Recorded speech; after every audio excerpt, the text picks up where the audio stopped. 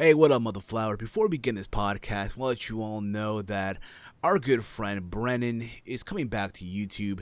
You might have remembered him as the PW Outsider. Well, now he's back on YouTube under a new channel, The Outsider's Edge. I have a link to his YouTube channel down below in the description box.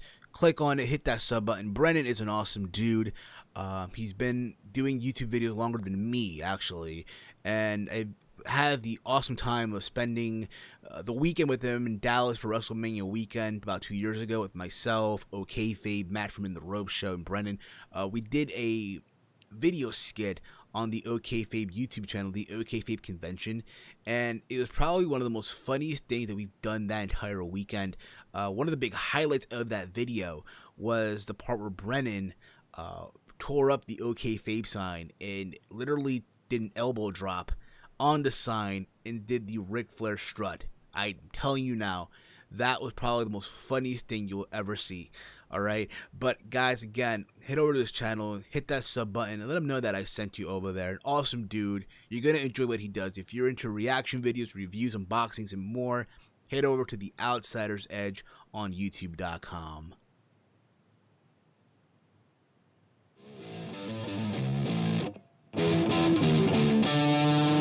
And now, you are listening to the Team Heel Podcast, brought to you by Spreadshirt.com. Team Heel Podcast.spreadshirt.com.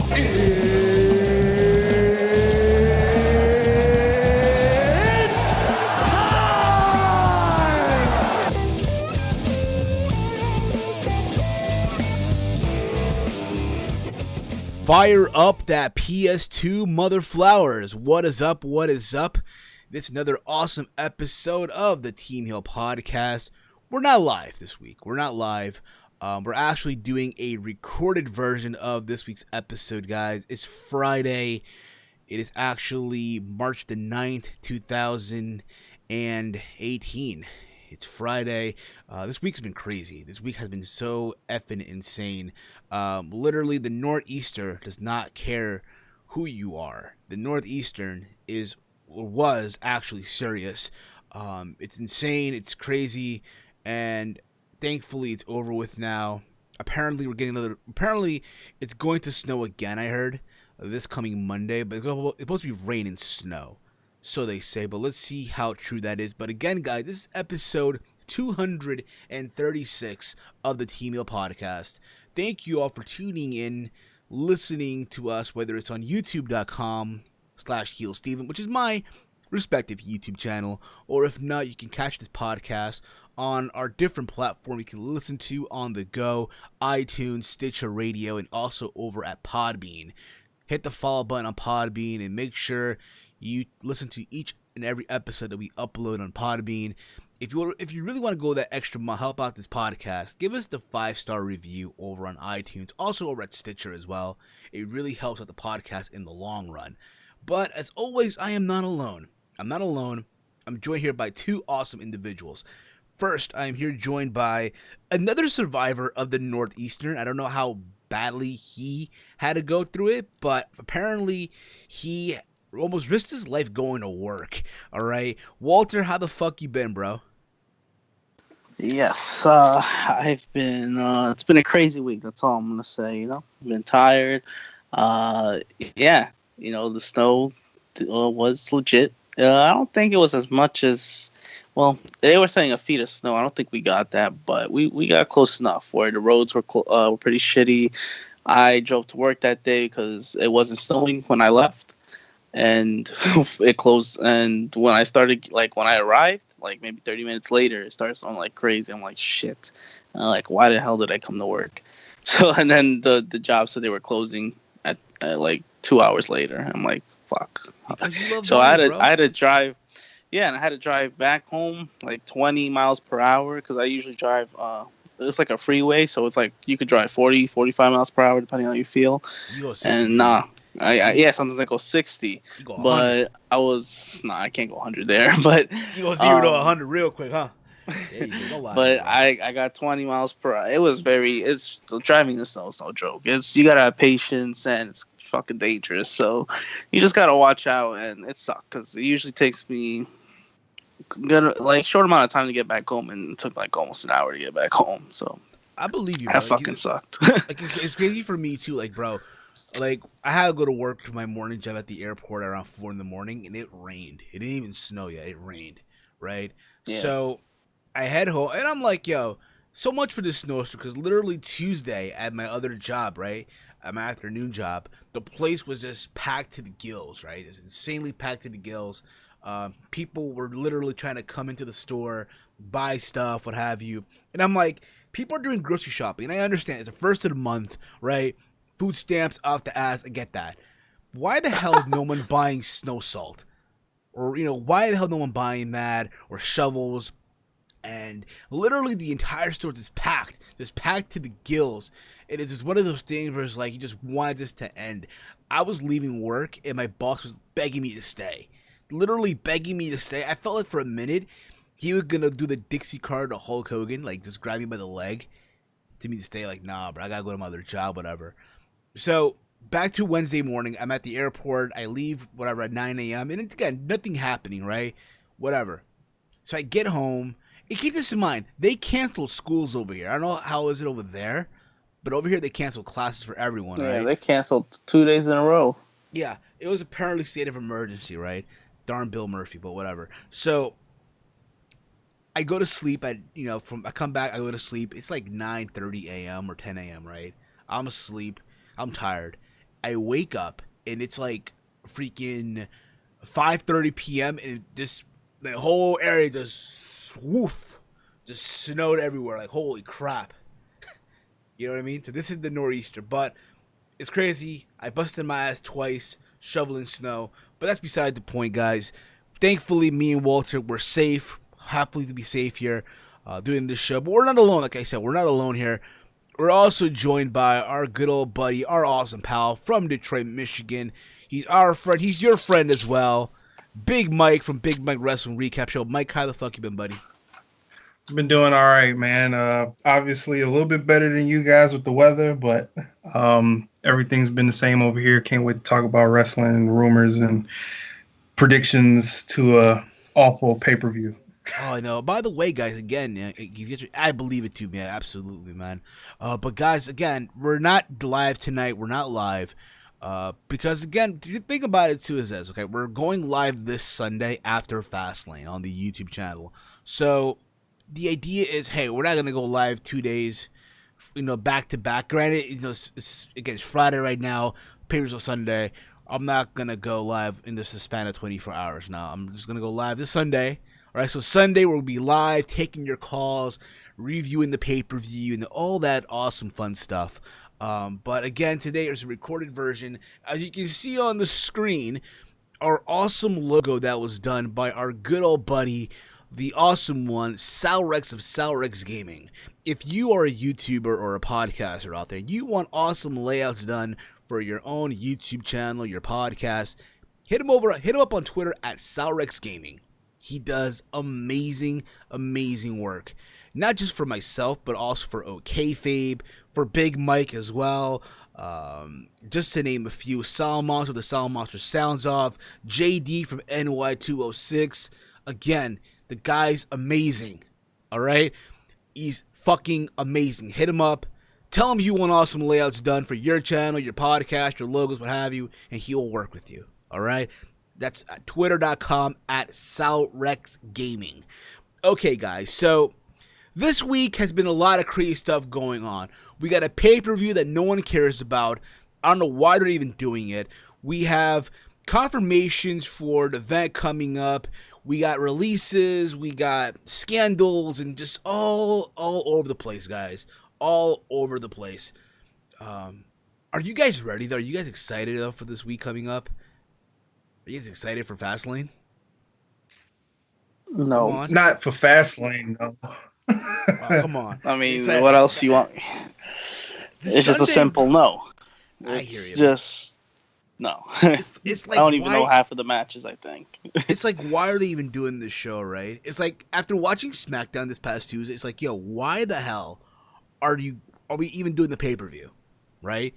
Why? You just gave away the match that we had to see on Sunday for free. on Tuesday, with the exception of Cena in it. You know what I mean? That's the thing. You know what I mean? Yeah. And people, It's ridiculous. you know what's funny? I did a review right on Tuesday, and I posted it on multiple Facebook pages. That's what I do, right? I take my video and I promote it, or I share it on multiple Facebook pages, right? And this one page just was giving me shit for it. Oh, you gotta see the bigger picture. You gotta see the bigger picture that, hey, the whole purpose was for Sami Zayn to have his moment.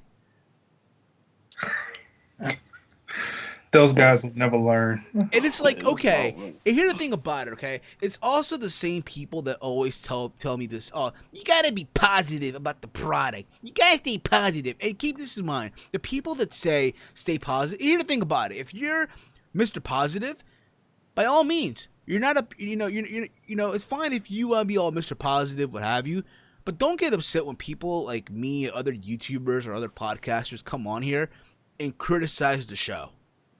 Because it's all right. We're critics. You get what I mean? It's like if you go to a movie theater, right? You watch a movie, you pay your hard-earned money to watch a movie, right? And the movie's terrible. Like if Black Panther was terrible, right? We would say it was a terrible movie and explain why it was a terrible movie, right? Right.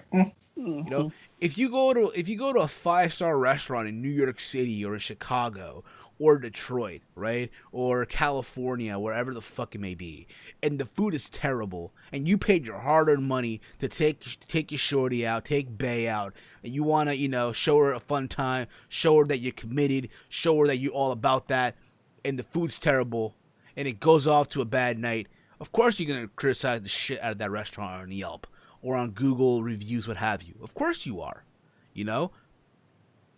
So, what are you going to say, Mike? I'm sorry. What were you going to say, Mike? No, I was agreeing with you. And I feel like, again, like, bro, I tell this to everybody. Listen, if you really feel this way, I tell you what. Get wasted, right? And sit through 3 hours of Raw. Sit through 2 hours of SmackDown Live. And then tell me if you need to be positive about the show.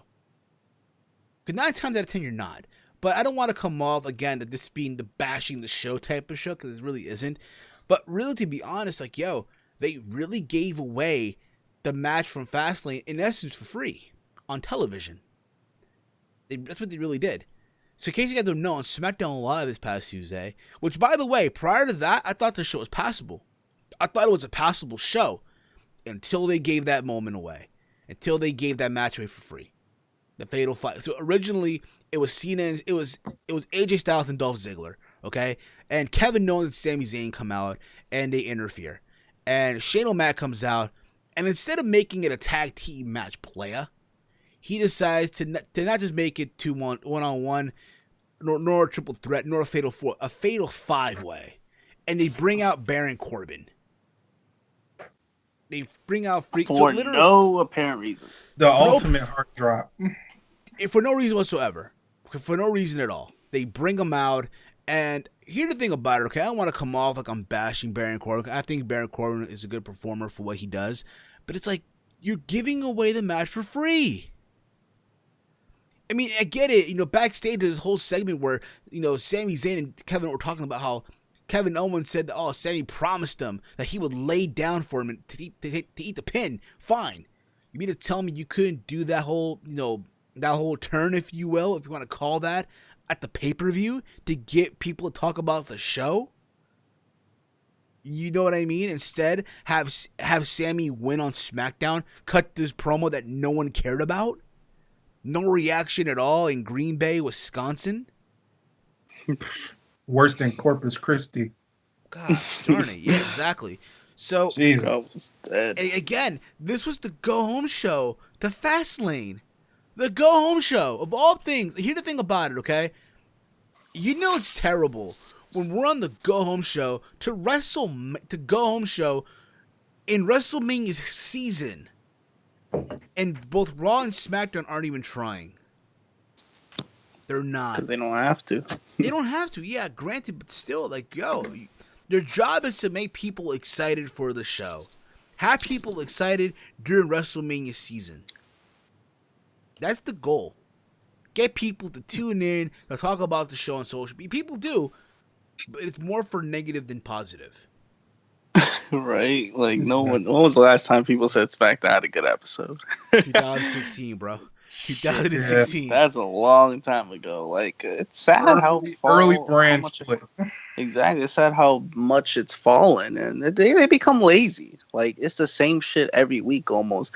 You're doing New Day and Usos, nice rivalry, whatever, but you're just rehashing it, just filler shit, and I guess that's the purpose of Fastlane. But the fact you give away these matches like repeatedly, like that Fatal 5-Way, like you said, that was supposed to be a pay-per-view match. You gave it away on SmackDown. There's so many questionable shit with SmackDown. Like, it's crazy. Like, Raw's not any better, but man, I don't know how people could still watch SmackDown to this day. Now, Raw's it's like... See, Raw's tolerable. It's tolerable.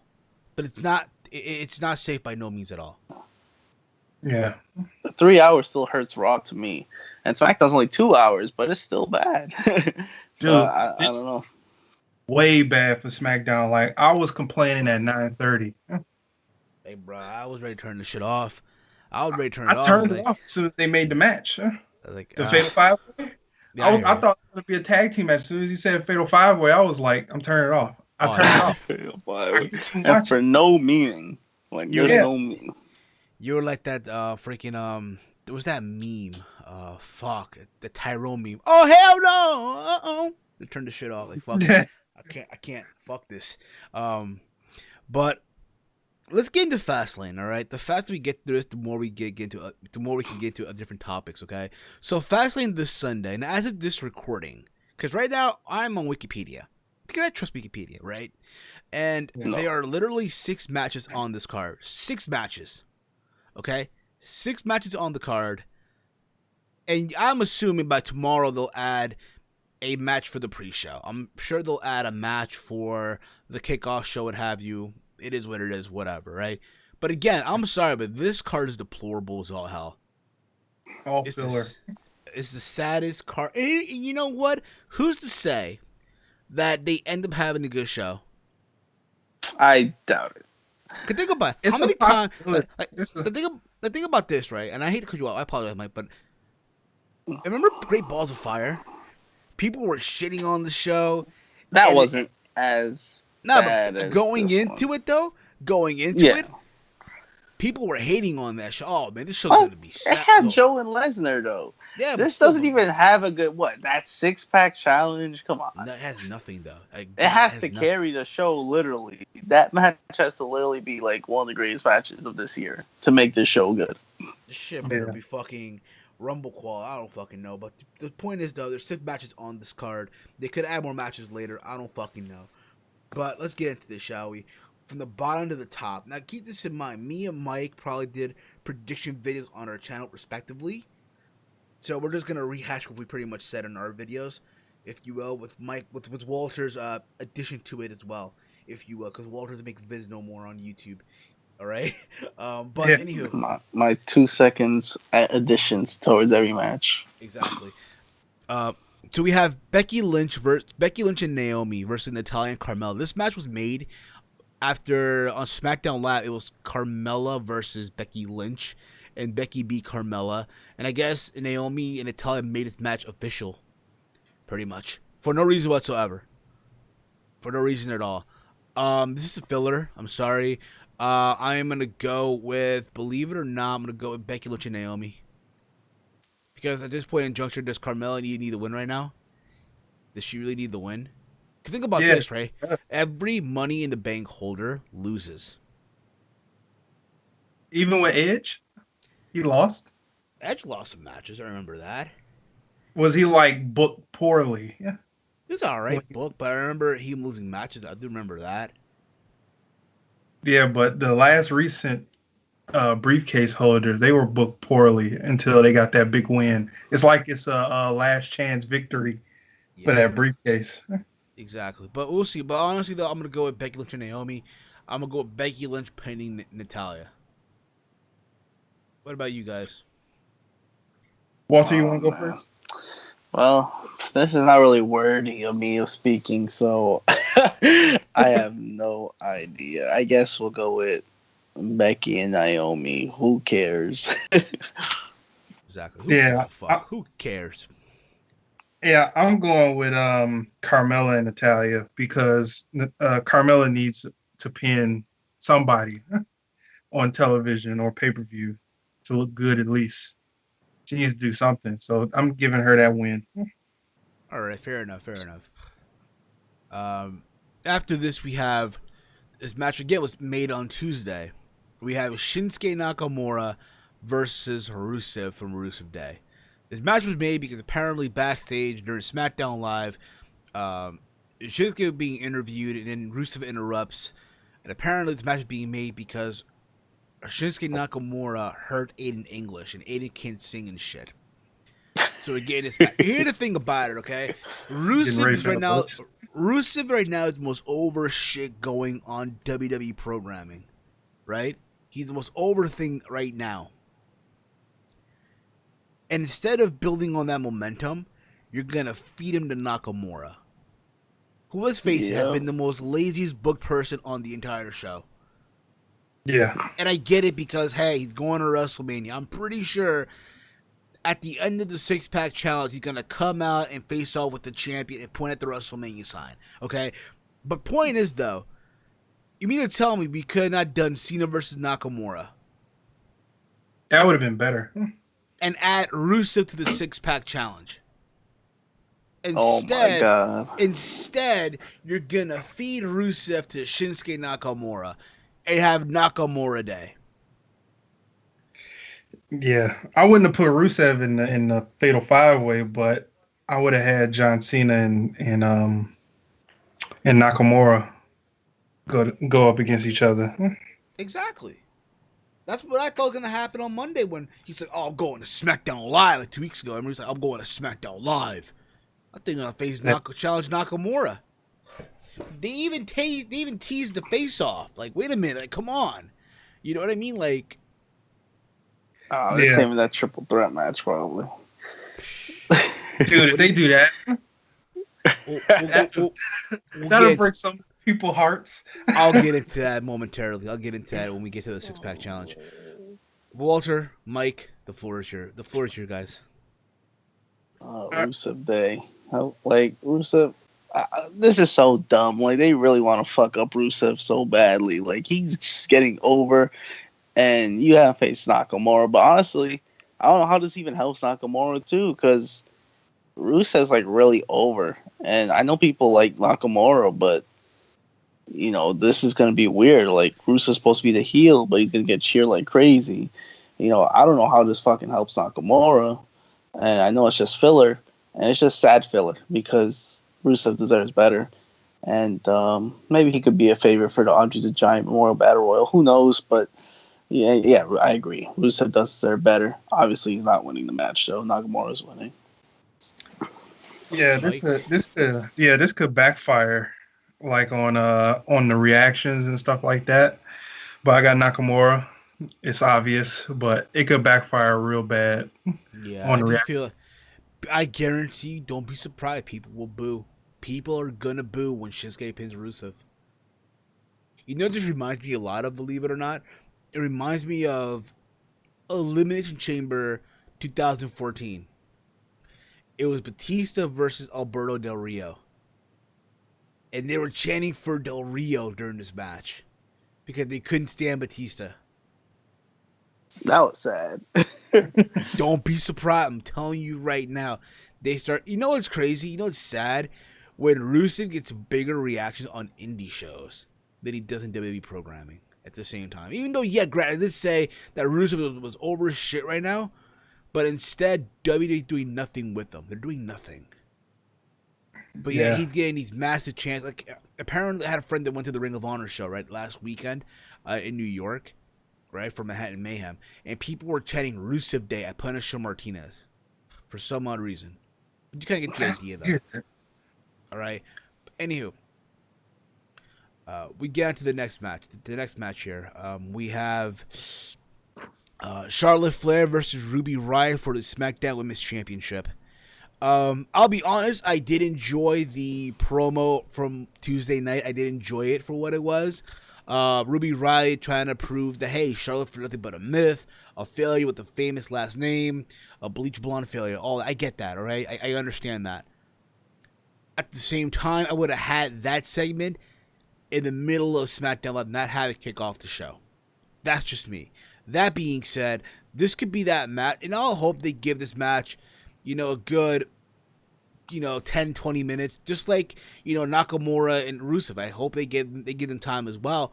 But let's be real about it, right? Do any of you see Ruby Riott getting the win? No. No. I did say Charlotte in my prediction video, but at the same time, I'll be honest. I would have no problem them giving the belt to Ruby Riott. And here's the thing about it, okay? You think about it. Ruby Riott pinned Charlotte months ago when she arrived on the main roster. You gotta remember that? Right? Yeah, she did. Yeah, she had a win over. If you think about it, at the Royal Rumble, it should have been Ruby Riott versus Charlotte. That's what it should have been at the Rumble. All right? But instead, they wanted all the women in the Rumble, in that Rumble match, right? Yeah. And here's the thing about it. WrestleMania is not here till a month. You can do Ruby Riott and Charlotte Flair, right? You can have Ruby Riott have a short run with the belt, and then have Charlotte win the belt back on SmackDown. But at the same time, if the idea is that Asuka is going to appear at the pay-per-view, which I think she will, I hope she does. I really do. Because honestly, if what I'm hearing is, they're going to do Alexa versus Asuka, I'm sorry, I do not want to see that match at WrestleMania. I don't. Yeah, that's where it looks like it's going. They're building it up, though. I hope not. Yeah. Honest to God, I hope not. I hope they end up doing Charlotte and Asuka. I really do. Okay? That being said, I'm going with Charlotte Flair here. Even though I would have no problem them giving the belt to Ruby Riott to have for a little bit. What about you guys? Yeah, I agree that Charlotte is going to retain, but that promo that Ruby Riott did, it should have been like when they first met, when they beat up everybody and then they got to Charlotte. That should have been the first words that came out of her mouth if that's all she wanted to do is just take down Charlotte. And but I did enjoy it nonetheless because they delivered it real good. But it do look like that they're going to be building Alexa Bliss and Asuka, which is disappointing. But Charlotte's going to retain because if she would have been like showing signs of Asuka and Charlotte, she would have been like throwing like little key things out there in her promos, which they haven't. So, yeah, so I think that's where they're going. Walter? Yeah. Oh, man, this is... Oh, yeah, just another filler feud, which is fine. Charlotte's going to obviously win, but... Yeah, we'll be right. Yeah, she cut a nice promo, but we know that she's not going to win. I mean, if anything, I don't know what they're really going to do for Mania, then I don't think Asuka's going to be the one, actually. So, I mean, Carmella cash-in wouldn't be too bad. I know it's a random pay-per-view, but I guess Carmella cashing in Mania would make more sense. But I don't think, I mean, at this point, what do you really do? Like, what do you do with the women's division? Charlotte's going to retain, and who knows where she goes from there. Exactly. Well, we'll see. But I think all of us agree across the board Charlotte, right? Yeah. Okay, after this, we have the SmackDown Tag Team Championship match. The Usos versus the New Day after they said they would never do this match again. And I get why they did this match. I understand. They needed ticket sale. They need people to buy tickets to the show. They need people to talk about SmackDown Live again. When you think about it, Usos versus New Day has been one of the best tag team feuds for the last couple of years in WWE programming. When you think about it, right? And as much as, again, I thought the Usos promo from a couple of weeks ago was pretty good. I think they do deserve that WrestleMania spot, that WrestleMania moment. I remember for WrestleMania 32 in Dallas, Walter, Connor, and Matt were there, right? And we got to our seats. It was the middle of the pre-show. It was the Dudley Boy versus the Usos. They were on the fucking pre-show at the time where the Usos were all about the the face paint and the colorful shorts and shit like that. But I do feel, again, they've been around for so long that they do deserve that WrestleMania moment. Absolutely. And it'll be a huge crime if they end up adding the Uso to the Andre the Giant Memorial Battle Royal. It'd be a complete shame. Other than that, though, I'll be honest. Yes, this will probably be the match that will steal the show like they usually do. But at this point in juncture, it's like, why even have the match already? You know what I mean? Like, Like, you've seen one of these matches already. You've seen them all already. You get what I mean? Like, what else could they do that they have not done yet? That being said, I'm going with the Usos to retain their belts. Yeah, this is like the new Kevin Owens Sami Zayn feud.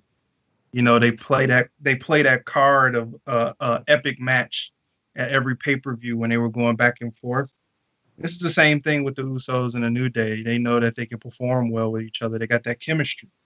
So, but I got the Usos retaining. And it would be awful that if they get put in an Andre the Giant Memorial Battle Royal and not face the Bludgeon Brothers in a 2-on-2 for the championships, that'd be very devastating for them. Even though that the Andre the Giant Memorial Battle Royal might be on the main card, but that's not a good way to start off your main card debut at WrestleMania. Yeah, I see the Usos retaining. The match will be good. They never have a bad match, so that's why they had this match again. It's just a safe way to we're not gonna make the show suck that bad.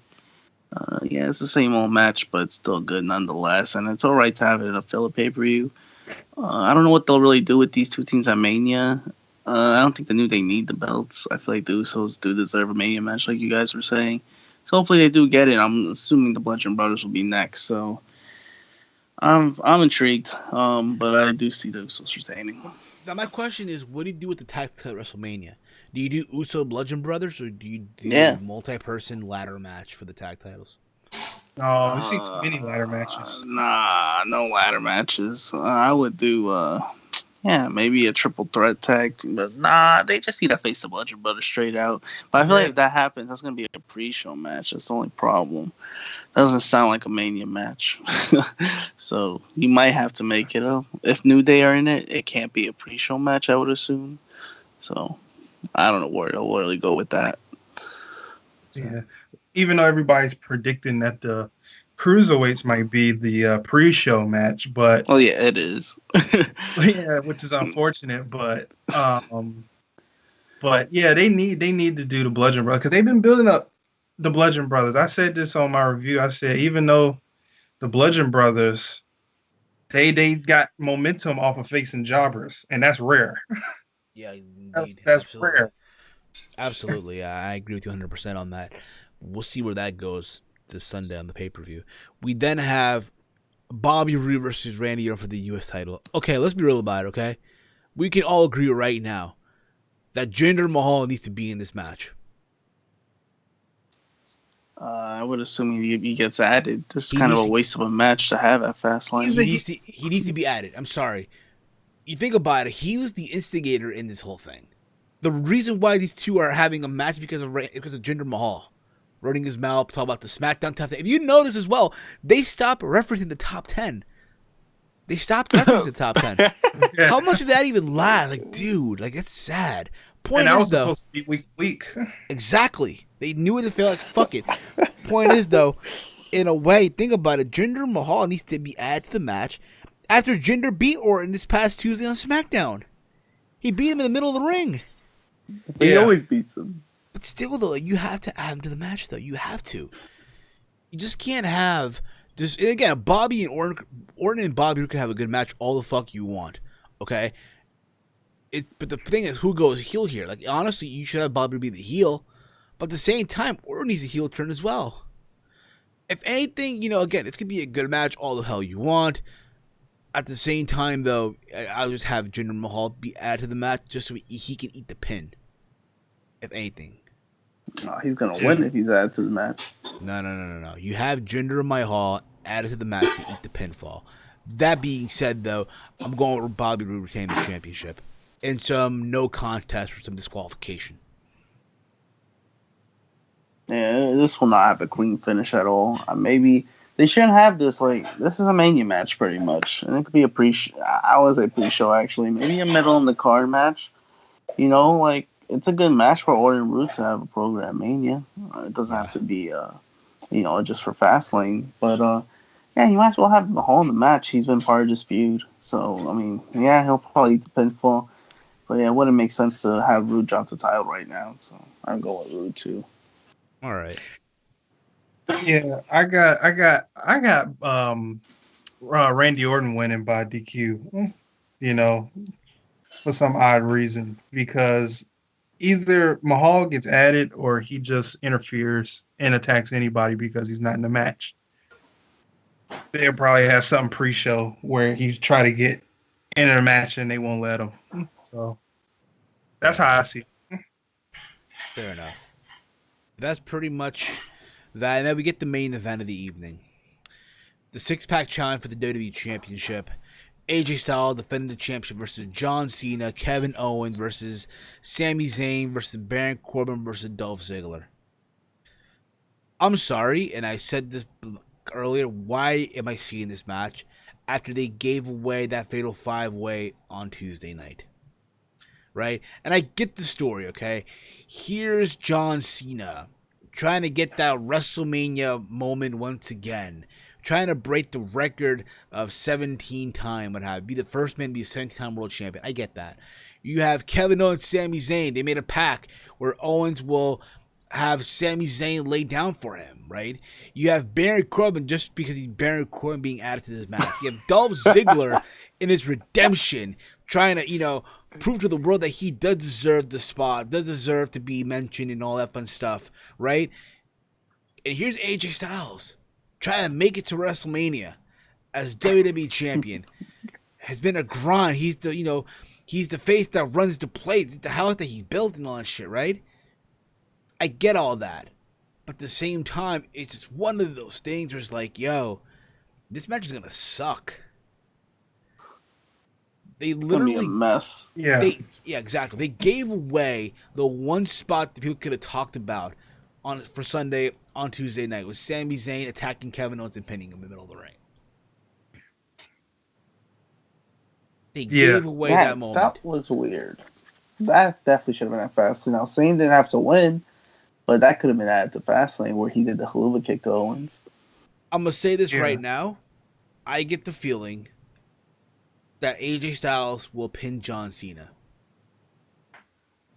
He's going to pin John Cena, right? You're going to have Nakamura come out and have a face-off with AJ Styles. They're going to have stare down, right? Point at the WrestleMania sign, right? People are going to lose their fucking shit because they think that's going to be the main event, but it's not. It's going to be on the freaking on the undercard of Lesnar versus Roman Reigns, okay? And then on Monday night, you have John Cena come out talking about how there's no road for him. He's retiring, right? And then out comes, you hear the gong, Undertaker comes out. Which, I'll be honest with you, it's a match that I don't want to see. I don't want to see that match. I don't. Because think about it, right? Taker should have been retired, right? That's the idea. For WrestleMania 33, he took off the hat, took off the glove, took out, he held up the jacket in the middle of the ring. He's done, right? That one more match. Oh, come on, no, dude.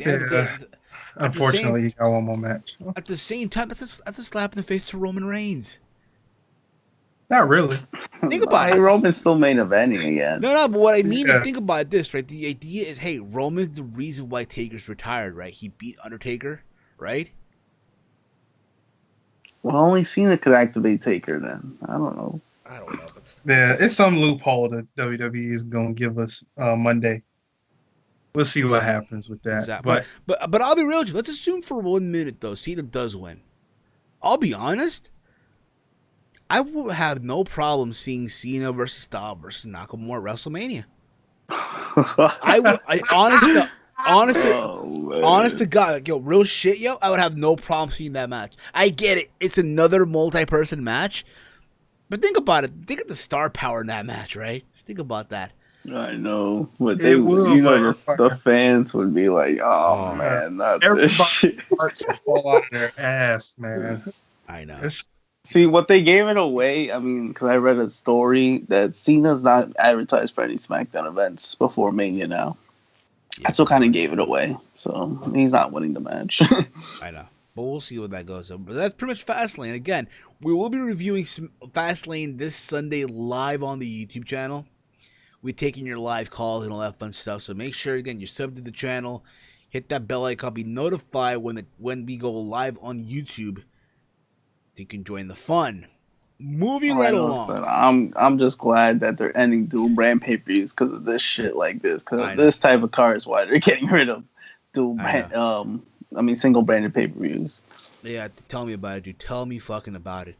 Moving right along here. This past Monday on Raw, it was announced that, well, we're gonna get the Olympic Dream match, right? The Olympic Dream team is gonna be Kurt Angle and Ronda Rousey teaming up versus Triple H and Stephanie.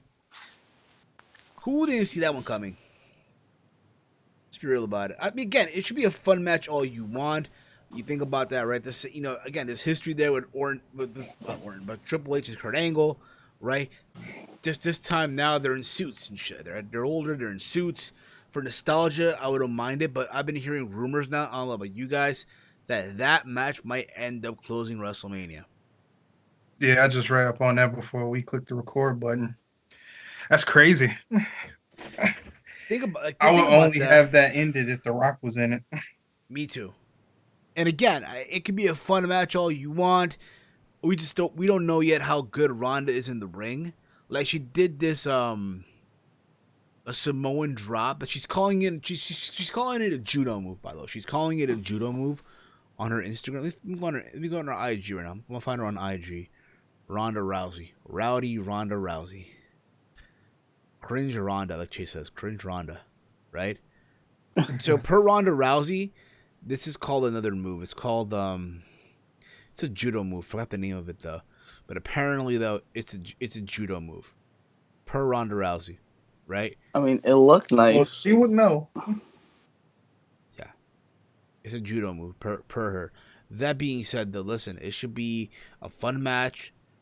But I just don't feel like, again, it's a match that I'll close out WrestleMania with. I get it, she's a name, right? Ronda Rousey getting all these eyeballs on the WWE product. But do you have any idea how many people are going to crap on this if this closes the show in New Orleans? I mean, I don't think this type of match should close. Yeah, if The Rock was in it, this definitely, no, hands down. I'm sorry. Yeah, Lesnar and Reigns, that's nice and all, but if The Rock was in it, hands down, that closes the show.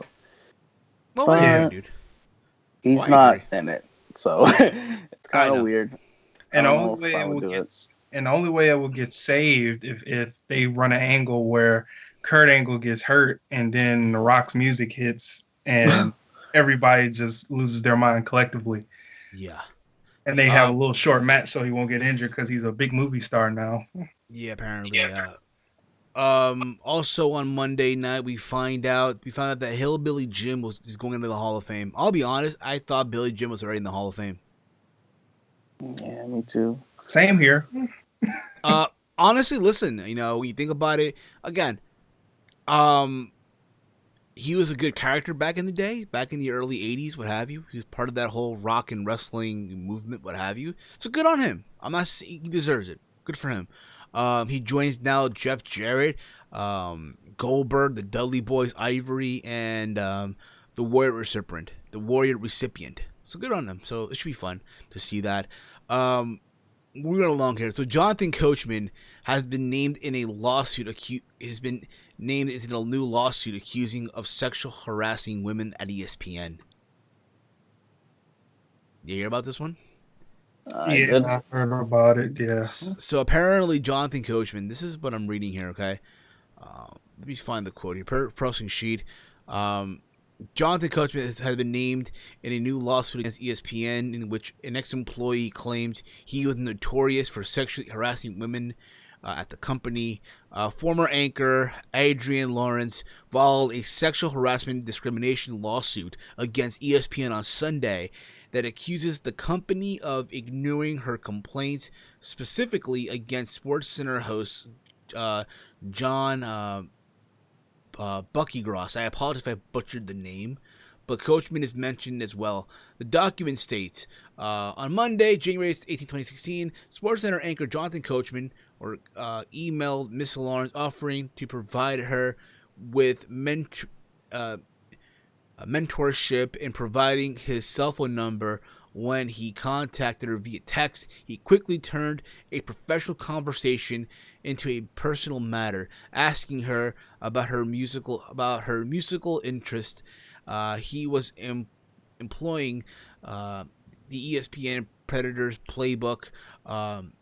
See SERP at 184. Colleagues that cautioned Miss Lawrence that Coachman was notorious for sexual harassing female employees. After learning that Miss Lawrence made an effort to communicate to Coachman that she had a boyfriend, after which she did not hear from him again, and he made no offers of mentorship. So pretty much, I guess, this woman's accusing Coachman for harassment and shit like that. To which, by the way, the coach on the Twitter pretty much responded, a statement. All right, and again, right now I am on Pro Wrestling Sheet, so this shit taking forever to load. Here we go. This is what Coachman had to say about all this. Okay, and keep this in mind. This is some crazy shit right here. All right, this is some crazy stuff here. Okay, this is what Coachman had to say. He tweeted. I guess that following morning, and says, "I will address this once. I will address this only once because I am seething." Today, in 21 years of being a professional, I have never been more offended in my life. In my 9 years, I can count on one hand the amount of times I interacted with anyone other than a co-anchor. As we previously reported, former anchor Adrian Lawrence filed a sexual harassment and discrimination lawsuit against ESPN on Sunday that accused the company of ignoring her complaints, specifically against sportcaster John Bucky Gross, like I butchered his name. Okay, Coach is not being sued. Coach is not being sued, but he's mentioned in the documents when Lawrence claims one of her bosses indicated Coach's inappropriate behavior towards women. As we all know, on the management, Coach then continued, right? Coach then continued saying the following quote: "To allow someone to spread vicious lies and flat out fabrications is not okay, and it's time that someone stood up for themselves." Jamil Hill addressed her lie last night, and I am not part of this lawsuit because I have never done anything wrong. My reputation speaks for itself, and anyone that has ever worked with me will back that up. I am also offended that someone can dangerously throw people's names into something for the clear attempt of getting headlines. This is the only time I will address this because I am not part of this lawsuit. My heart goes out to anyone falsely accused of anything. Trust me, it doesn't feel good. Wow. This guy right now is going through anything about it, okay? So he's not being part of this lawsuit, okay? But I will say this, if what he's saying is true, then that's messed up, yeah. That's so messed up on this woman's part. Yeah, everyone seems to say at the woman's fault. It looks like she might be a crazy one. That's what I've been hearing. So I don't know. I mean, yeah, the story is believable. Believe it or not, it's happened in probably some other industries. I don't know if it happened to ESPN. I wouldn't be surprised if it happened to another woman, but I don't know about this one. When I see the evidence with Coachman, it's just not strong enough. There's nothing where I see that he sexually, texted her or did anything bad. Just 'cause I think what they said was like he stopped texting her once he found out she was with someone. I don't know what it was. Yeah, and that's when he stopped. Yeah, and then that's when he stopped. What does that mean? But that doesn't mean anything like. He didn't say anything like bad towards her where it's, oh, damn, you got to watch out for Coachman. He might do something to you bad. Like, it's just a money grab to me, which is kind of unfortunate.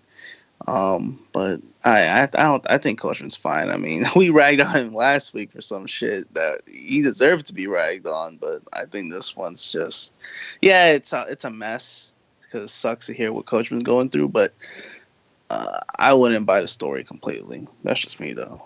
I hear you, and not for nothing too, but apparently WWE issued also a statement saying they're taking this investigation very, very seriously.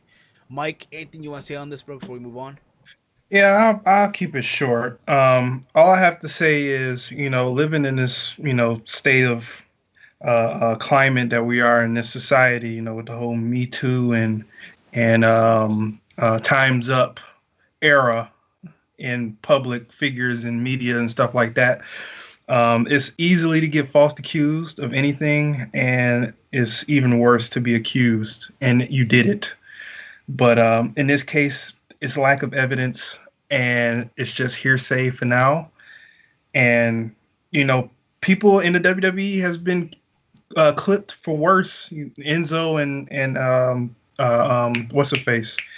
What's his name? Rich Swann, got fired outright for domestic violence and rape. And Enzo basically got fired for no reason because that all went away. Like even the cops and stuff. So, but with Coachman, if anything else comes out, his days are numbered. So that's all I have to say. Yeah, pretty much. And I agree with you on that 100% as well. Again, we'll see where this goes, but again, it's messed up if you're going to accuse someone for doing that.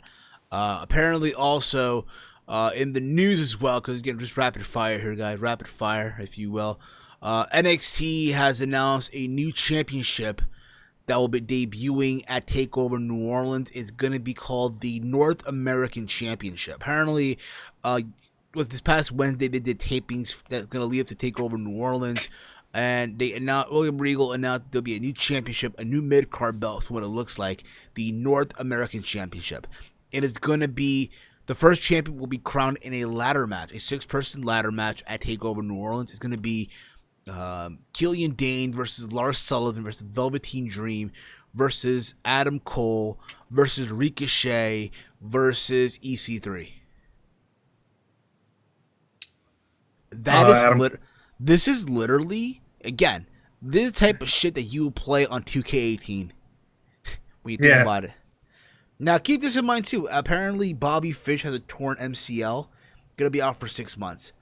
So it looks like Adam Cole will be he's going to be doing double duty at TakeOver New Orleans. He'll be defending the tag team titles with Kyle O'Reilly as they are implementing the Freebird rule against Roderick Strong and Pete Dunne. And then he'll take part in this ladder match. Roderick Strong and Pete Dunne? Yeah.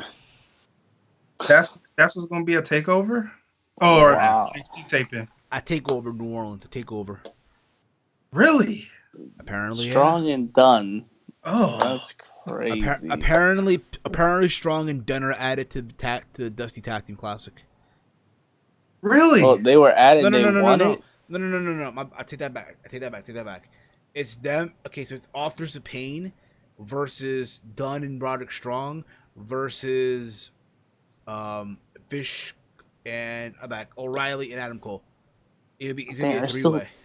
They're still doing a 3-way match? Oh, my goodness. Authors of Pain still in the mix, too? That's weird. Yeah, I thought they were the TM61 because, they did a whole big thing with them coming back. And oh, man. Imagine TM61 against Red. Oh, well, it wouldn't be Red Dragon anymore, but. Yeah, that would have been crazy. Fun. But I hope Adam Cole wins that match because he needs something because he only won 2 matches. Right, like Cole needs to win at least one of the matches he's in. If he wins both, that's great. But yeah, this is what I'm looking at. This is what I'm looking at now, the match card right now. You said it was Cole, EC3, Ricochet. Who else you said was in it? Yeah, Killian Dane, Lars Sullivan. Yeah, that match you should be nuts though. He got every variety. I know. You should give it to Adam Cole.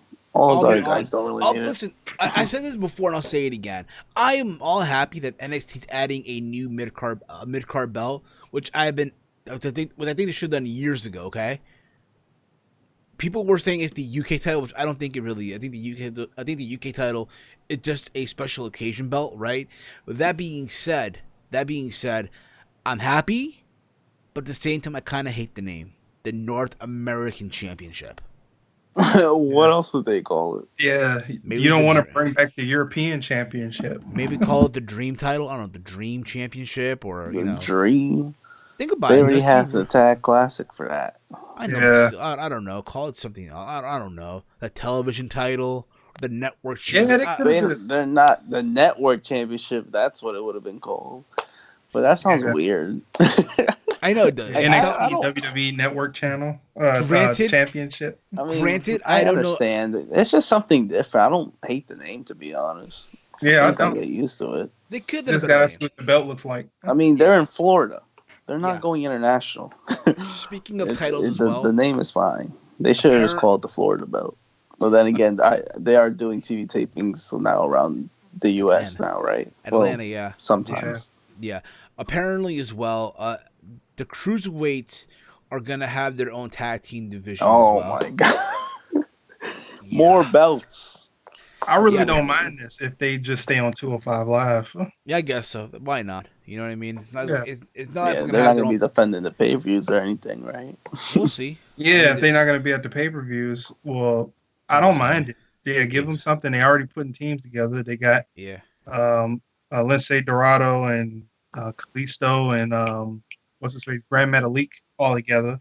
And you also have fucking Hideo Itami and Tosawa. So fuck it, why not? At this Yeah. point in juncture. I'm mad they forged them into a team. The What belt the- design that's- don't look bad either I from what know. it is.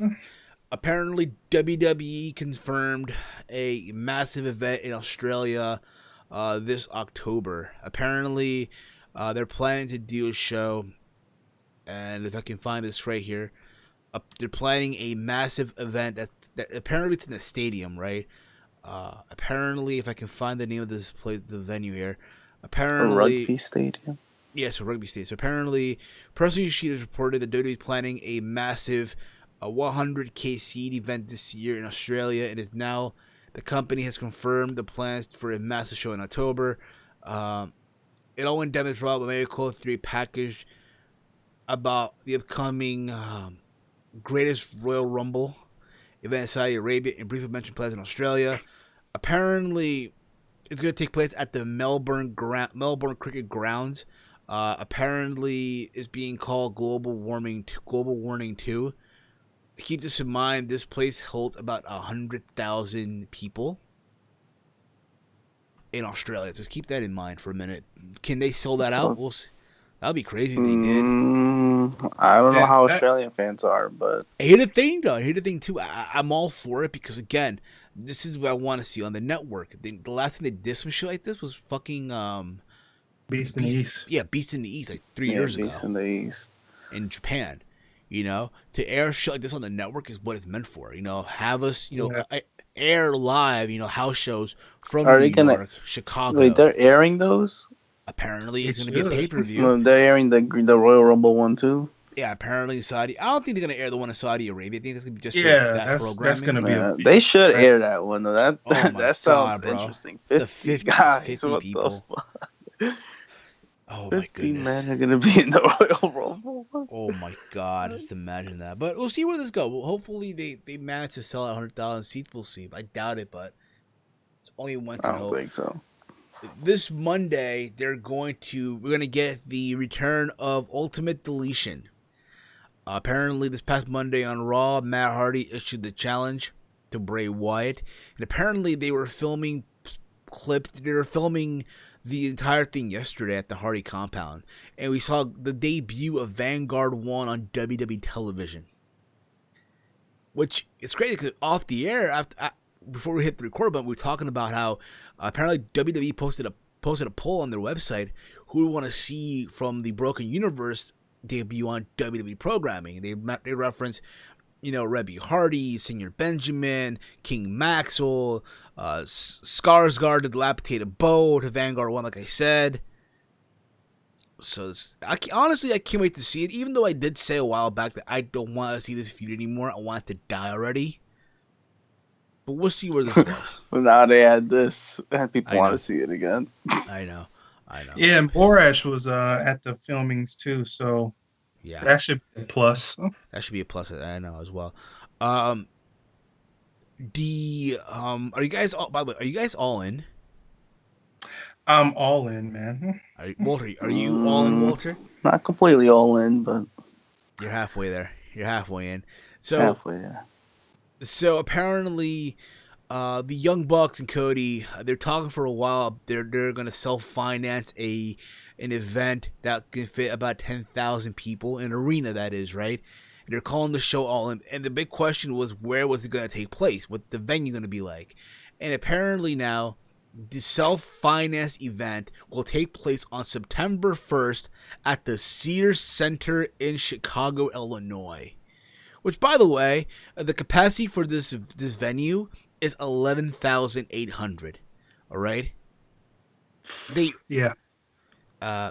So how this all went down? So on their latest episode of Being the Elite, they announced it. Well, they had Stephen Amell announce it, right?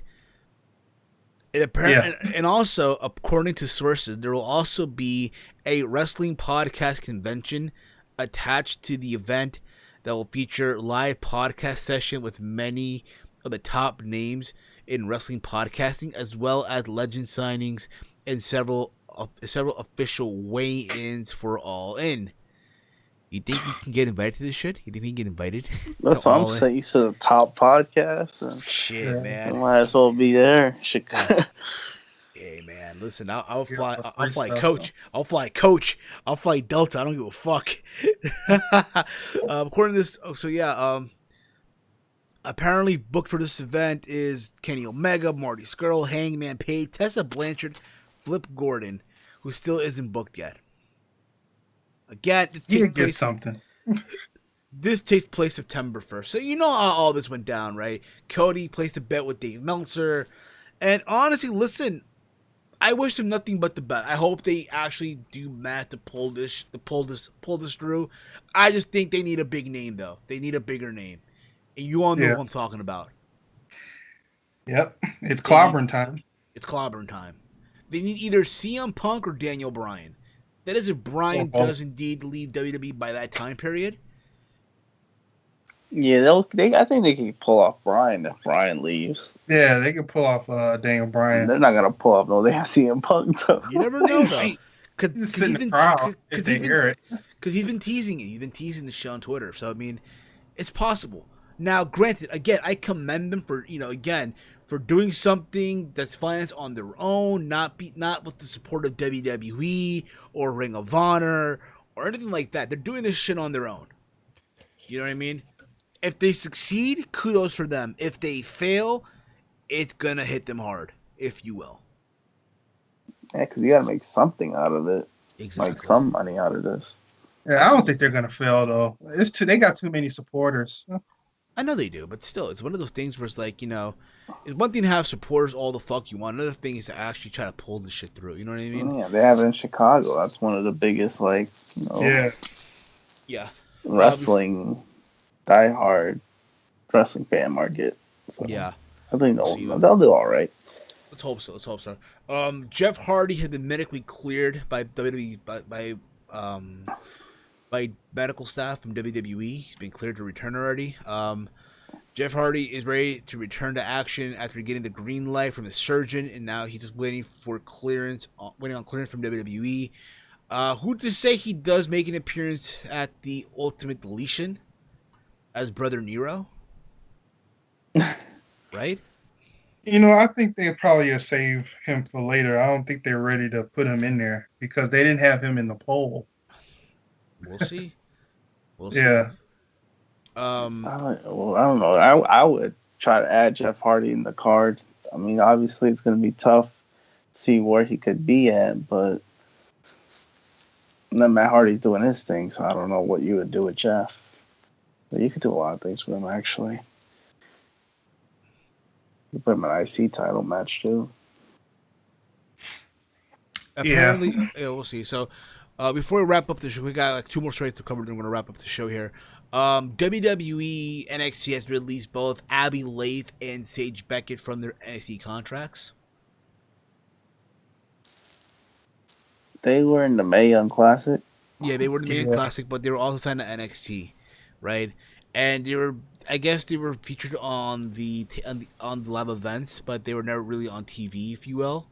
And I'm gonna say this too. I think it's a shame for someone like Abby Laith, aka Kimberly, who I thought had a good showing in the tournament. And you would think that, hey, it should be featured, and unfortunately, it just never really came about. I think at the same time too, like, hey, they have so many women right now. It's gonna be tough to actually place her on the show. You think about it right now on the NXT roster right now. You have Ember Moon, you have Kairi Sane, Shayna Baszler, Peyton Royce, and Billie Kay once they come back.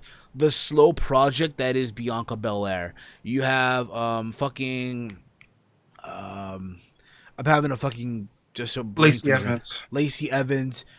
Aaliyah, who's rarely used, but Dakota Kai is another one. So it's really tough to place another woman on the brand. And even someone like Sage Beckett, who was part of TNA at one time as that big girl, and now she lost all that weight. And, again, a good talent, but it's unfortunate that, again, just the timing was not right, if you will. And apparently Kimberly is going to go back to the indie circuit, which is good for her, and I can't wait to see what she does outside WWE. And for Sage Beckett, we'll see where she goes as well. She might just make a name for herself on the indie circuit. Even though apparently Abby Laith is already booked for a Beyond Wrestling show and Chikara. So that should be fun to see. Right? Yeah, Abby Laith, which was devastating when I heard that she got released along with Sage Beckett. Because Abby Laith, she used Mae Young's finisher throughout that whole tournament. So you would have thought that they would have did something with her, but they found other pieces. And Sage Beckett, at that one time, she was teasing to be Sister Abigail until they revealed it was Bray. So unfortunate for both of them. Apparently as well. What about you, bro? What do you think, bro? I know you didn't. Yeah, I've seen parts of them in the Mae Young Classic.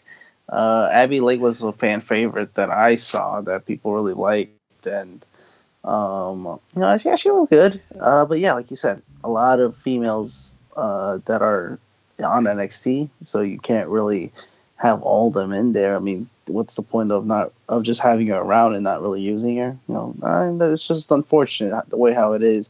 But I mean, I thought at least some of those NXT women would be called up soon, so I don't get it. It's either they're probably re-signing someone else, and that's why they probably had to get rid of these two, unfortunately, because they weren't bad, but we really didn't get a chance to see them, so that is kind of unfortunate.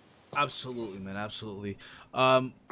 Apparently, this Johnny Bravo is apparently going to be releasing the film with the proof of Roman Reigns and all these other talents as well.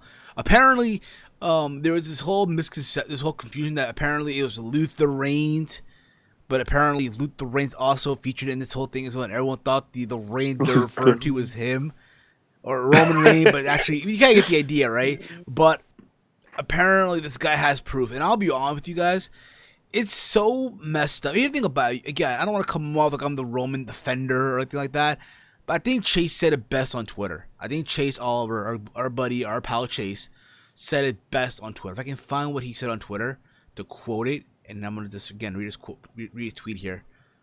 Okay? And even if he did get caught, they're not going to cancel the match. This is what he pretty much said, right? This is what he pretty much said, right? If I can just find it here. I just find it messed up. People want the John Bravo stuff to come out so they can celebrate Roman's failure. Like, seriously, I get he is not everyone's favorite, but why would you want him to fail? Which again makes a lot of sense. You know what I mean? Let's be real about it, right? If this was Finn Balor or Seth Rollins or AJ Styles or Nakamura, holy crap, the entire IWC would have a fucking heart attack. Yeah, I wouldn't be surprised if Rollins is on the list. You know what I mean? Because he gained some size. Yeah, Rollins is bigger. He's definitely bigger. And now Balor being on the list would be funny because he doesn't look like that type of guy at all. Neither does Reigns, actually. But Balor, worse, he's a cruiserweight. So he doesn't look like that type of guy. But yeah, I know what you mean. It is kind of sad that people are wishing failures on wrestlers. I mean, I blame WWE out of all this, to be honest, because look what you did. Like, I know fans shouldn't be wishing this on anyone, but because you like kind of shoved Reigns a little bit, that's why people want him to fail, and it's kind of sad because he doesn't deserve it. He's talented. It's just, it's unfortunate. This is what it comes down to for fans to get what they want. Fair enough, dude. Mike, what about you, bro? Yeah, I think it's interesting, but just to see what type of proof he has. But other than preying on people's downfall and stuff like that, and wishing for them not to succeed, that is bad. You never want to see somebody lose their job over something stupid. But even though they've done it to themselves, but other than that, it's a touchy situation, pretty much. It's a very, very touchy situation right now. And we'll see what happens. Part of me thinks, I think Chase said it too as well, it's just like some giant storyline, it looks like. We'll see how this all plays out. Again, I don't know if, moving along here, okay, moving along. I don't know if you guys catch Impact, all right? I know we don't, but again, I actually caught Crossroads last night, so parts of the show. I thought overall it was a solid show. I'm not going to go into the whole details of what happened. Yet Johnny Impact versus Austin Aries. By the way, Austin Aries appeared at the Ring of Honor 16th anniversary show with the Impact title, the flag title, the IPW belt, and the other belts as well. Apparently, he's challenging Kenny King for the television title. So people are going crazy. Oh, the fact that he appeared at a Ring of Honor pay-per-view with the Impact title. Holy crap! You know what I mean? But we'll see. We'll see where that goes. It's not TNA anymore, so it's not that surprising. But you know how fans are. Oh my God, this is a Ring of Honor Impact show happening. I don't even know. But honestly, for their sake, I hope they do. Because fuck it, right? At this point, because fuck it at this point, right? Just fuck it. You know what I mean? But apparently, Sami Callahan has been the talk of the week. I'm sure you guys saw the clip. I'm sure you all saw it, right? Oh yeah, with Eddie Edwards, the baseball bat. This is apparently Sami Callahan is pissed off about the negative reaction he's receiving from the people in the wrestling industry as well as fans over a baseball bat spot gone wrong, and unloaded a new interview. Callahan was a guest on the Busted Open radio show when asked if he worked things out with Eddie Edwards behind closed doors. He said, "That's for me to know. That's for me to know and Eddie to know." This is what really bothers me. This is professional wrestling. Is it real or is it fake? Because someone needs to tell me, because I really don't know at this point. Because right now, I am being called the most dangerous man in professional wrestling. You know what? Sure, go ahead. Call me that. Because I know at the end of the day, I am one of the baddest mother effers walking this planet today.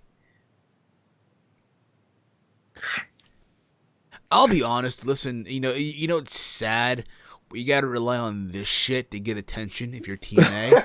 But at the same time, though, real shit, milk this for as best as you can.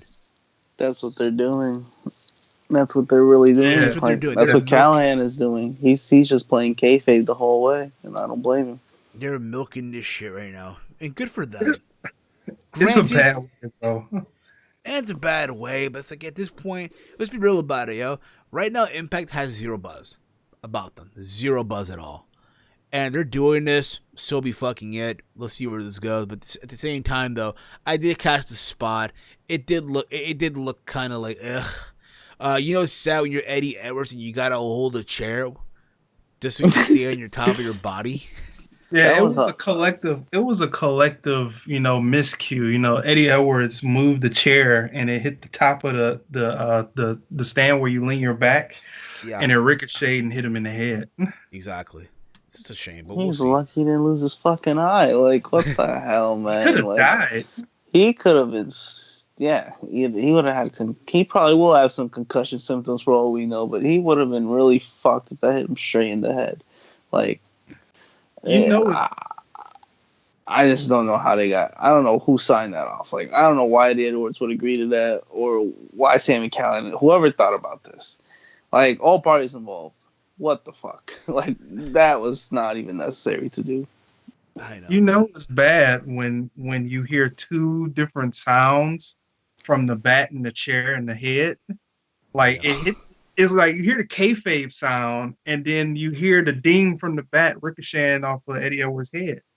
Yep. Like that was Indeed. bad. Absolutely. But we'll see where this goes. Again, it's one of those things where if you're Impact, milk this for the best as you possibly can. But again, I did catch part of Crossroad. Though overall, for what I saw, a lot of good in-ring action. Because again, that's what TNA does. They give you good in-ring action, despite sometimes their wackiness that they give you. You had Matt Sydal versus Taji Ishimori for the X Division title. Matt Sydal is now both the X Division champion and the Impact Grand Prix. Allie's finally the Knockouts champion. She pinned Laurel Van Ness. Aries and Johnny Impact had a match that was okay. It was a solid match. El Patron came out after. I guess they're doing the Redemption pay-per-view later down the road between Del Rio or El Patron, versus Aries. Which, by the way, apparently there's talks of El Patron meeting up with WWE officials this past week, meeting up with Vince. Apparently, they're airing a documentary for Rey Mysterio, and El Patron is being featured in this whole documentary, I guess. And apparently, at the same time, he had a meeting with Vince. So, About the movie or coming back? I guess coming back. I mean, listen, it's just crazy to think that he might come back. Think about this. This is the same Del Rio that was talking all that shit about WWE, right? Talking all that shit. The big but nose. he was drunk. Yeah, but at the same time, the whole Paige breakup, being with Paige. Now that Paige is back, now she's not wrestling no more, but she's in WWE. And have Del Rio there as well. It's like, you're stirring the pot. You know what I mean? It's like, You know what I mean? I don't know why they want to bring him back. I'll be honest, yo. His time is come and gone. I feel like right now, who they should be trying to push is Andrade Cien Alma. Yeah, he's the new improved Del Rio. Exactly. Can you imagine him on the main roster being Del Rio, but better with long hair? Like, dude, he has it. Yes, Serena Vega. They might as well. Yes, Selena Vega being the ring announcer and shit like that. Like, think about it. It could work. But we'll see. Yeah. There's just no point of bringing Del Rio at all back. There is no point. Yeah, you got Cien Almas now. You could actually do something to him. He doesn't have to be a jobber on the main roster. It's a crime, though. You know it's a crime right now? I'm on WWE Shop, and there's not an Andrade Cien Alma t-shirt. There's no new shirt for him. And he's a current NXT champion. But does he really have any shirts? He has one shirt, but this one he was a baby face, though. Like, come on. Like, he's exactly. Well, heels don't get a lot of shirts. Come on. Sanity? Kevin Owens. Kevin Owens? Oh, yeah. Owens always, because he wrestles with shirts. That's why he needs to merch every time. Still, though, I mean, come on. Like, Braun Strowman is musical harmony of disaster. Come on now, Yeah, Strowman. Because now he has something to play off with. Get these hands. Elias, come on. Got shirts. Elias is different. Shirts okay, shirt. that come on. Elias is like one of the top sellers. Yeah, we also having a WrestleMania Finn Balor, Rollins, and The Miz for the IC belt. Another multi-person match. Why the hell not? The same Miz that got squashed by Brock Lesnar today at a house show at MSG, I heard. I actually saw the footage of that. It was very, very eventful. Yeah, indeed it was. Oh, man. So that's pretty much today's show, guys. This was fun, guys. It was awesome. Thank you all again for tuning in, listening to the show. We'll be back to going live next week. We'll be back live this Sunday for our review of WWE Fastlane. Bear with us. We'll be taking your calls, all that fun stuff. Again, this podcast is available on iTunes, Stitcher Radio, Podbean for download.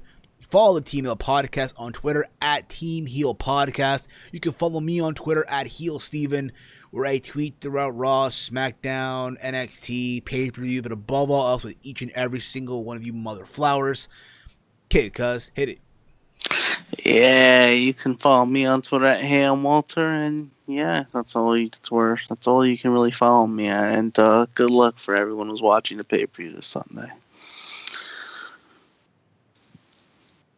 Yeah, you can follow me on Twitter, Big Mike 1995 19, and you can subscribe to my YouTube, Big Mike's Wrestling Recap Show. Indeed, guy. Go check him out. Also, guy, go check out our boy Brennan Links to his channels in the description box as well. Alright guys, we'll be back next week for more. This was episode 236 of the Team Hill podcast. We'll be back, guys. Enjoy Fastlane, survive, and let's see what they do. We're out like Janice titties, y'all. Peace out, motherflowers. Peace.